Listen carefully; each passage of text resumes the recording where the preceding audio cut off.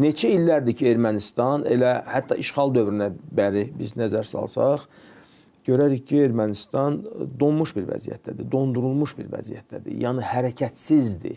Yəni dövlət üçün normal potensialla inkişaf etmək vacibdir və insanlar ona görə də Ermənistanı tərk edir. Yaxşı, indi də Azərbaycan belə bir imkanlar yaradıb. Bunlar nəyin intizarındadılar? Nə istəyirlər? Baxın, fikir verin, çox sadə misallar götürək. Çox sadədir, yəni hamıya aydın olsun, yəni siyasətdən zaten danışmıyor. Məsələn üçün, bu Trump yolu ki deyirlər burada, 40 kilometrlik yolda orada dəmir yoludur da. Bəli. Bu dəmir yolunu hamımız getmişik zamanında, Naxçıvana gəlib gəlmişik, bu dəmir yoludur. Bu dəmir yolunu bunlar söküblər, dağıdıblar. Satıblar realislərində indi. Bəli, əslində belə olur. Loru dildə danışsaq.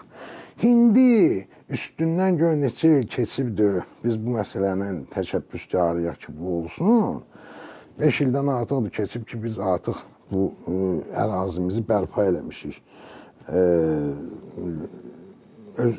Dövlət ərazimizi tam şəkildə bərpa eləmişik.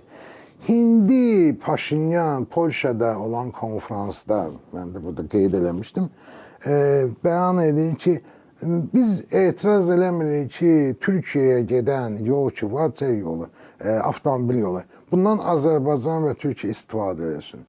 Bizə bu lazım deyil. Bizim Gürcüstan üzərindən dəmir yolu da var, bilirsiniz. Alternativimiz var. Alternativ yollarımız var. Buna bizə əslində heç lazım, bizə bu minnəti lazımdır.